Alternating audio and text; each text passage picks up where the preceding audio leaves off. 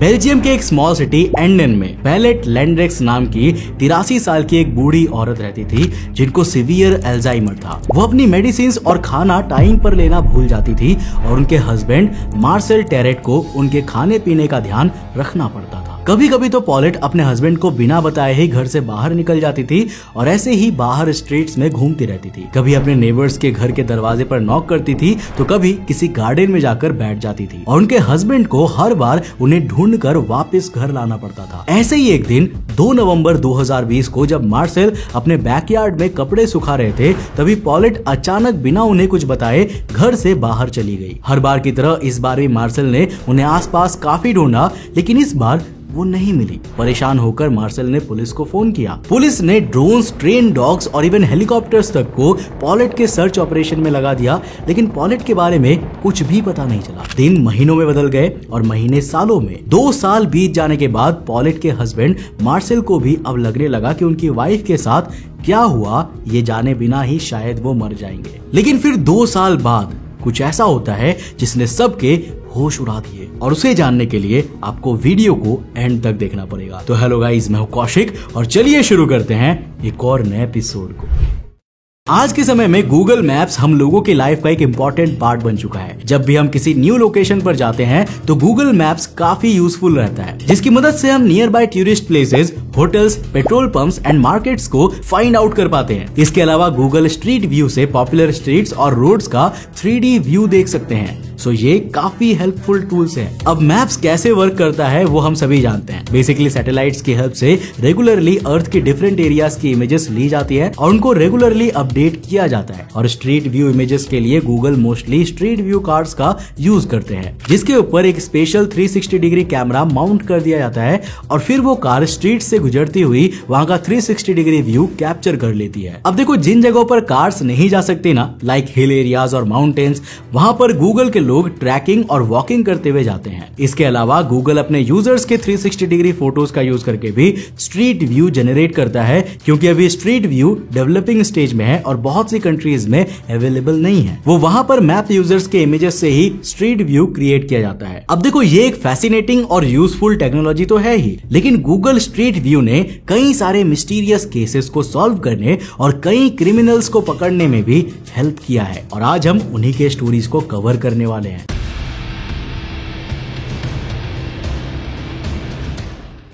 तो सबसे पहली स्टोरी थी पॉलेट लैंड्रेक्स की, जिनके बारे में हमने वीडियो की शुरुआत में बात की। जब 2 नवंबर 2020 को पॉलेट अपने घर से गायब हुई थी तो उसी time luckily Google street view car वहां से गुजर रही थी ताकि उस स्ट्रीट का एक 360 डिग्री व्यू जनरेट किया जा सके। और जब पॉलेट चुपचाप अपने घर से बाहर निकली तो गूगल की स्ट्रीट व्यू कार ने उनको भी अपने कैमरे में कैप्चर कर लिया। गूगल की इस 360 डिग्री पैनोरामिक इमेज में आप पॉलेट को उनके घर से निकलकर उनके नेबर के गार्डन की सीढ़ियों से नीचे उतरते हुए देख सकते हो। जब 2 साल बाद पॉलेट के एक नेबर ने गूगल मैप्स पर ये स्ट्रीट व्यू चेक किया तो उन्हें पॉलेट की इमेज दिखी और उन्होंने पुलिस को इस बारे में इन्फॉर्म किया। पुलिस ने गूगल की हेल्प से पॉलेट के स्टेप्स को ट्रेस किए और फिर दोबारा से सर्च को शुरू कर दी और फिर पुलिस को मिले पॉलेट की बॉडी के रिमेन्स। दरअसल उनके नेबर का गार्डन एक हिल पर था और उसके नीचे एक खाई थी और पॉलेट सीधा उस गार्डन से होते हुए उस खाई में गिर गई थी और कुछ ही घंटों में उनकी मौत भी हो गई थी। लेकिन शॉकिंग बात यह है ना कि पॉलेट की डेड बॉडी उनके घर से इतना पास होते हुए भी पुलिस उसे क्यों नहीं ढूंढ पाई। हालांकि इस केस ने दुनिया को यह भी दिखाया कि अल्जाइमर कितना डेंजरस साबित हो सकता है। मौत के कुछ ही देर पहले पॉलेट अपने हस्बैंड के साथ घर पर बैठी हुई थी और जैसे ही उनके हस्बैंड बैकयार्ड में कपड़े सुखाने गए वो घर से बाहर निकली और ऊंचाई से नीचे गिरने से उनकी मौत हो गई। और सबसे बड़ी चीज ये थी कि पॉलेट के हस्बैंड मार्सेल को भी गूगल की इमेजेस में कपड़े सुखाते हुए देखा जा सकता था। मार्सेल को ये बिल्कुल भी आइडिया नहीं होगा कि उससे कुछ ही दूर उसकी वाइफ की डेथ हो चुकी है। यह मिस्ट्री शायद कभी भी सॉल्व नहीं हो पाती अगर उसी एग्जैक्ट टाइम पर गूगल की स्ट्रीट व्यू कार वहां से नहीं गुजर रही होती।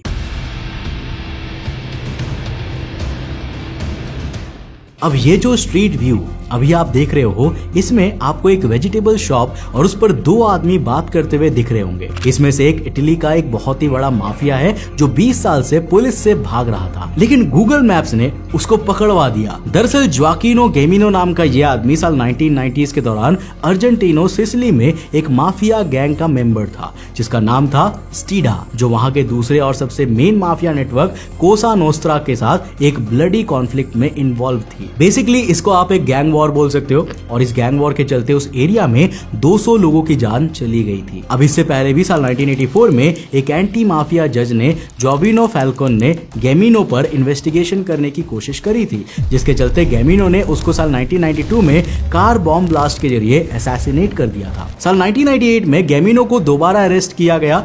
इस बार लोकेशन थी बार्सिलोना और उसके बाद उसको लाइफ सेंटेंस की पनिशमेंट देकर रोम की रेबिबिया प्रिजन में भेज दिया गया। लेकिन साल 2002 में रेबिबिया प्रिजन में एक फिल्म की शूटिंग होने वाली थी, तो उसके दौरान प्रिजन में काफी चहल पहल थी, जिसका फायदा उठाकर वो वहां से भाग निकलता है। साल 2014 में उसके खिलाफ अरेस्ट वारंट जारी किया गया था और इन्वेस्टिगेटर्स ने ये ट्रेस कर लिया था कि वो स्पेन में कहीं छिपा हुआ है, लेकिन एग्जैक्ट लोकेशन तब मालूम नहीं चली थी। इसी दौरान गैमिनो रोम से भागकर स्पेन पहुंचा और वहां मैड्रिड के पास गैलापागार नाम के एक टाउन में अपनी आइडेंटिटी चेंज करके रहने लगा। उसने अपना नाम भी चेंज करके मैनुएल रखा था। कुछ समय बाद उसने वहां पर शादी भी कर ली थी और वो एक रेस्टोरेंट में शेफ का काम भी करने लगा था। फिर कुछ समय बाद शेफ का काम छोड़कर उसने अपने नजदीक में ही अपने एक फ्रूट्स और वेजिटेबल की शॉप ओपन कर ली थी, जिसका नाम था एल हुएर्तो दे मानू, यानी मानूस गार्डन। इस दौरान इन्वेस्टिगेटर्स और स्पेन पुलिस उसको ढूंढ रही थी, लेकिन उन्हें कोई भी क्लू नहीं मिल पा रहा था कि आखिर गैमिनो एग्जैक्टली कहां पर छिपा हुआ है। तभी गूगल स्ट्रीट व्यू की ये इमेज सामने आई जिसमें गैमिनो अपनी फ्रूट शॉप के बाहर किसी से बात कर रहा था, और जब स्पेन पुलिस की नजर उस पर पड़ी तो वो समझ गए कि यह आदमी गैमिनो ही है। और इसको कंफर्म करने के लिए वो गैमिनो की शॉप के नजदीक बने रेस्टोरेंट पहुंचे जहां पर वो कभी शेफ का काम करता था। वो रेस्टोरेंट तो बंद हो चुका था, लेकिन उस रेस्टोरेंट का फेसबुक पेज अभी भी एक्टिव था। उस पेज पर पुलिस को गैमिनो की एक इमेज मिली जिसमें वो शेफ की ड्रेस पहने हुए था। उसके चेहरे के लेफ्ट साइड में एक स्कार था, जिससे पुलिस को यह कंफर्म हो गया कि यही गैमिनो है। और 17 दिसंबर 2021 को गैमिनो के फरार होने के 20 साल बाद पुलिस ने उसको अरेस्ट कर लिया। गैमिनो ये देखकर बिल्कुल शॉक्ड था। उसने पुलिस से पूछा भी कि तुम लोगों ने मुझे कैसे ढूंढ लिया? मैंने 10 साल से अपनी फैमिली तक को कॉल नहीं किया है। इससे ये क्लियर हो गया कि आप चाहे कितना भी भाग लो, आज के समय में आप टेक्नोलॉजी के नजरों से बच नहीं पाओगे।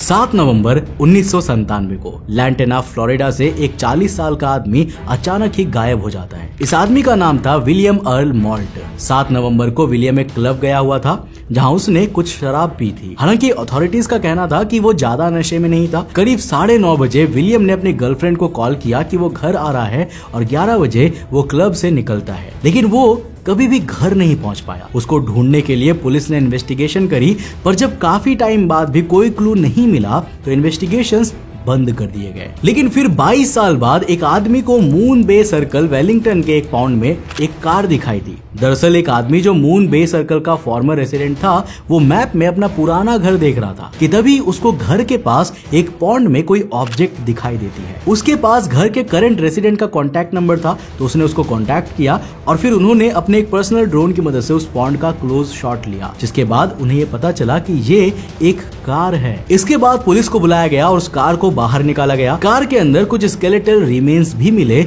जो विलियम के ही थे। पुलिस का कहना था कि उस दिन 7 नवंबर 1997 को क्लब से वापस आते समय विलियम ने अपनी कार का कंट्रोल लूज कर दिया होगा और उसकी कार पॉन्ड के अंदर घुस गई होगी और डूब गई होगी। और 22 सालों तक वहां रहने वाले लोगों को इसकी भनक तक नहीं लगी कि उनके पास में एक आदमी की अनऑफिशियल कब्र बनी हुई है। हालांकि ये पहला केस नहीं था जब गूगल मैप्स ने किसी मिसिंग पर्सन को फाउंड किया था। ऐसी एक ऑलमोस्ट सिमिलर स्टोरी साल 2015 में सामने आई थी। मिशिगन के बायरन सेंटर में कुछ लोग अपनी लाइव लोकेशन गूगल अर्थ में देख रहे थे कि तभी उन्हें पास में एक पॉन्ड में कुछ दिखाई देता है। अब गौर से देखने पर यह पता चलता है कि ये कोई कार है, जिसके बाद पुलिस अथॉरिटीज को बुलाया गया और जब उन्होंने कार को बाहर निकाला तो उसमें एक स्केलेटन मिला जो डेवी ली नाइल्स नाम के एक आदमी का था। डेवी ली नाइल्स 11 अक्टूबर 2006 को डिसअपियर हो गया था और उसके बाद उनका कुछ भी पता नहीं चला था। अब विलियम की तरह डेवी भी शायद अपनी कार को कंट्रोल नहीं कर पाए होंगे और इस पानी से भरे तालाब में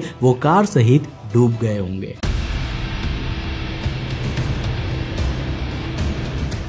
अब नेक्स्ट स्टोरी है एक चोर के बारे में जो गलत टाइम पर गलत जगह चोरी करने पहुंच जाता है। बात है जून 2009 की, जब डेविड सोआनेस नाम के एक आदमी ने अपने लिए एक 12,000 यूरोस का कैरावेन परचेस किया था। ये उनका सेकंड कैरावेन था और इससे पहले एक आदमी ने उनका फर्स्ट कैरावेन डिस्ट्रॉय कर दिया था। और इस बार डेविड नहीं चाहते थे कि उनका कैरावेन को कोई नुकसान पहुंचाए, इसलिए उन्होंने उसे बहुत ही सिक्योरली अपने ड्राइव यार्ड में पार्क किया था। पर एक दिन जब डेविड कुछ काम के सिलसिले में घर से सिर्फ कुछ ही देर के लिए बाहर गए थे तो उसी बीच किसी ने उनके कैरावेन को उनके ड्राइव यार्ड से चोरी कर लिया। डेविड जब वापस लौटे तो उनकी आंखें फटी की फटी रह गई। उन्होंने कॉप्स को कॉल किया और कैरावेन के चोरी होने की रिपोर्ट फाइल कर दी। हालांकि पुलिस के पास इस केस में कोई भी लीड नहीं थी और इसीलिए उनको उम्मीद नहीं थी कि उन्हें अब वो कैरावेन मिल पाएगा। लेकिन कार चोरी के 9 महीने बाद डेविड का 11 साल का बेटा जब उनके घर का गूगल स्ट्रीट व्यू देख रहा था ना, तो उसको वहां पे एक अजीब इमेज दिखाई देती है। उस इमेज में कोई अनजान आदमी उसके ड्राइव यार्ड में खड़ा था और ऐसा लग रहा था कि यही वो चोर है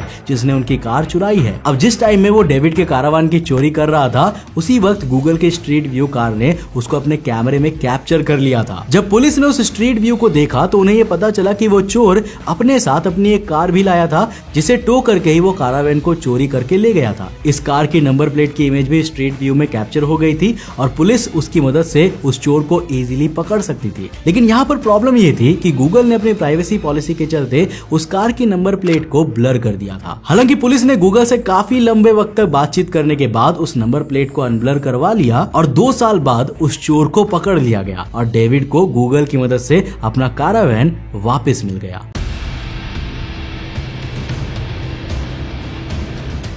नेक्स्ट स्टोरी एक मर्डर के बारे में है। स्पेन के तांजुएको टाउन के एक सीमेंटी में एक अनआइडेंटिफाइड आदमी के बॉडी के कुछ रिमेन्स मिलते हैं। वहां के एक लोकल न्यूज़पेपर ने यह बताया कि वो आदमी एक 33 साल का क्यूबान नेशनल था जो अक्टूबर 2023 से मिसिंग था। रिपोर्ट्स का कहना है कि वो आदमी क्यूबा से तांजुएको में अपनी वाइफ को ढूंढने गया था और 1 साल से गायब था। और इसी बीच एक गूगल स्ट्रीट व्यू इमेज सामने आती है। इस इमेज में एक आदमी को एक कार के बूट में एक बड़ा व्हाइट प्लास्टिक बैग रखते हुए देखा जा सकता है। अब ऑफिशियल्स का कहना है कि इस व्हाइट प्लास्टिक बैग में उसी क्यूबान ऑफिशियल की डेड बॉडी को ठिकाने लगाने की कोशिश की जा रही है और जो आदमी ये डेड बॉडी कार में रख रहा है वो मर्डरर्स में से एक हो सकता है। ये काफी बड़ा कोइंसिडेंस था कि गूगल की कार उसी टाइम पर उसी जगह से गुजरी और जो क्रिमिनल्स इस केस में एक्यूज्ड थे गूगल की मदद से उनका पता पुलिस को चल पाया। पुलिस ने अभी तक एक वुमेन को और उसके एक्स पार्टनर को अरेस्ट किया है। ये वुमेन उस क्यूबान मैन की वाइफ थी जो मर चुका है और हो सकता है कि लव ट्रायंगल के चलते लड़की और उसके एक्स पार्टनर ने मिलकर उस आदमी को मार दिया हो। अभी दोनों एक्यूज्ड पुलिस की कस्टडी में हैं और इन्वेस्टिगेशन चल रही है।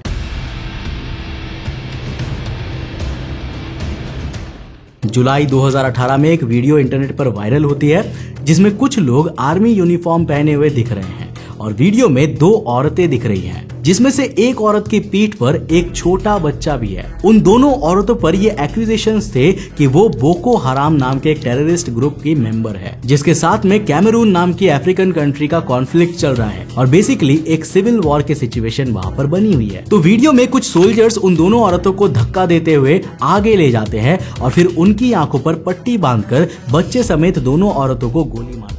जब ये वीडियो इंटरनेट पर वायरल होती है तो किसी को पता नहीं था कि वीडियो कहाँ का है और उसमें दिखने वाले लोग कौन हैं। अब मोस्टली एक्सपर्ट्स का यही कहना था कि ये कैमरूनियन मिलिट्री का ही काम है और जो सोल्जर्स वीडियो में दिख रहे हैं वो कैमरूनियन मिलिट्री के ही हैं जिन्होंने बिना किसी कोर्ट या ट्रायल के सिर्फ शक होने पर ही उन औरतों और बच्चों को मार दिया। इस पर कैमरूनियन मिनिस्टर ऑफ कम्युनिकेशन ने यह स्टेटमेंट दिया कि ये वीडियो फेक है और उसमें फैक्ट्स को डिस्टोर्ट करके पब्लिक को गुमराह करने की कोशिश की गई है। कैमरूनियन गवर्नमेंट ने यह भी कहा कि वीडियो में सोल्जर्स जो गन्स और यूनिफॉर्म पहने हुए हैं ना वो कैमरूनियन मिलिट्री यूज करती ही नहीं है। जब वीडियो की रियलिटी किसी को भी पता नहीं चली तो फिर बीबीसी अफ्रीका ने इस केस में खुद इन्वेस्टिगेशन करके उसको सॉल्व करने की कोशिश की और इस इन्वेस्टिगेशन को उन्होंने गूगल अर्थ और फेसबुक की हेल्प से पूरा भी कर लिया। सबसे पहले उन्होंने लोकेशन का पता लगाया। जब बीबीसी जर्नलिस्ट ने वीडियो को गौर से देखा तो पहले 40 सेकंड में उन्हें बैकग्राउंड में कुछ माउंटेन रेंजेस दिखाई दिए जिसका पैटर्न उन्होंने नोट कर लिया और फिर उन्होंने गूगल अर्थ और थोड़ी रिसर्च के बाद वही सेम माउंटेन्स का पैटर्न फाइंड कर लिया। ये जगह थी जेलेवेट। जो कैमरून के फार नॉर्थ में नाइजीरिया के एक बॉर्डर के करीब एक शहर है। यहीं पर बोको हराम और कैमरून की मिलिट्री के बीच फाइट चल रही थी। इसके बाद लोकेशन को कंफर्म करने के लिए बीबीसी ने उस वीडियो में दिख रहे ट्रीज, बिल्डिंग्स और ट्रैक्स को सैटेलाइट से दिख रहे व्यू से मैच किया और वो सब मैच हो गए, जिससे बीबीसी को इंसिडेंट की प्रीसाइज लोकेशन मिल गई। इसके बाद इंसिडेंट कब हुआ ये बीबीसी ने गूगल मैप के 2013 से 18 के बीच के डेटा को देखकर और सोल्जर्स के शैडो से पता लगा लिया। अब देखो, वायरल वीडियो में एक बिल्डिंग दिख रही है और जब बीबीसी ने नवंबर 2014 के पहले का मैप देखा तो उसमें ये बिल्डिंग नहीं थी, लेकिन 2015 के मैप में थी और फरवरी 2016 के बाद भी ये मैप में नहीं थी, जिसका मतलब उसके बाद इसे डिमोलिश कर दिया गया। तो इससे यही पता चला कि ये वीडियो नवंबर 2014 से फरवरी 2016 के बीच का है। फिर वीडियो में जो कच्ची सड़क दिख रही है ना, वो इस जगह सिर्फ हॉट ड्राई सीजन में ही दिखती है, जो यहाँ पर जनवरी और अप्रैल के बीच में होता है। तो ये वीडियो मोस्ट प्रोबेबली 2015 के ड्राई सीजन का है। फिर बीबीसी ने वीडियो में सोल्जर्स के शैडो को भी देखा। उसकी मदद से कुछ मैथमेटिकल कैलकुलेशन करके ये पता लगाया गया कि उस टाइम पर सूरज किस एंगल और डायरेक्शन में था, जिससे ये पता चला कि ये इंसिडेंट 20 मार्च 2015 से 5 अप्रैल 2015 के बीच में हुआ था। अब बारी थी ये पता करने की कि वीडियो में दिख रहे सोल्जर्स कौन है। क्या ये बोको हराम के मेंबर्स है या फिर कैमरूनियन मिलिट्री के। वीडियो में एक सोल्जर की गन दिख रही थी, जिसके बारे में रिसर्च करने पर बीबीसी ने यह पता लगाया कि ये सर्बियन मेड जास्तवा M21 है, जो कैमरून मिलिट्री के कुछ डिविजन्स यूज करती है। इसके अलावा जो यूनिफॉर्म्स उन्होंने पहनी थी वो कैमरून मिलिट्री की ही थी। ये भी बीबीसी ने कुछ कैमरून सोल्जर्स के फेसबुक इमेजेस से पता लगा लिया और वीडियो में दिख रहे 3 सोल्जर्स को भी बीबीसी ने उनकी फेसबुक प्रोफाइल से आइडेंटिफाई कर लिया। इसके अलावा बीबीसी ने यह भी बताया कि कैमरून गवर्नमेंट ने वीडियो में दिख रहे 7 सोल्जर्स को अरेस्ट कर लिया है और अब उन पर इन्वेस्टिगेशन चल रहे हैं। यानी बाहर से तो वो चार्जेस को डिक्लाइन कर रहे थे कि ये हमारा काम नहीं है, लेकिन अंदर ही अंदर उन्हें भी पता चल गया था कि ये उन्हीं के सोल्जर्स ने किया है। तो इस तरह से बीबीसी ने सिर्फ गूगल अर्थ, फेसबुक और थोड़ी सी मैथमेटिक्स का यूज करके इस वीडियो की मिस्ट्री को सॉल्व कर दिया। अब आपको इनमें से सबसे अच्छी स्टोरी कौन सी लगी मुझे नीचे कमेंट सेक्शन में लिखकर जरूर बताना। अगर आपको ये वीडियो पसंद आया तो इस वीडियो को लाइक कर देना और अगर आपको इसका सेकंड पार्ट देखना ना तो इस वीडियो को ज्यादा से ज्यादा शेयर करो और कमेंट में लिखकर बताओ। अगर आपके कमेंट्स ज्यादा हुए तो मैं डेफिनेटली इसका सेकंड पार्ट भी लेकर आऊंगा। अगर आप नए चैनल पे तो इस चैनल को सब्सक्राइब करने के साथ साथ नोटिफिकेशन बेल ऑन कर सकते हो। और अगर आपको ये वीडियो पसंद आई ना तो मैं आपको रेकमेंड करूंगा कि आप अगली वीडियो इसे जाकर जरूर देखना, जिसमें हमने बात किया है वीर सावरकर की महान स्टोरी के बारे में कि आखिर वीर सावरकर कौन थे, उनकी लाइफ कैसी थी और जिस तरह से आज के ऑपोजिशन लीडर्स उनको पोर्ट्रे करते हैं, क्या वे वाकई में वैसे थे। यहाँ पर क्लिक करो और जाकर देखो, वीडियो बहुत इंटरेस्टिंग है। मैं मिलता हूं आपको नेक्स्ट एपिसोड के साथ, तब तक के लिए बाय, जय हिंद।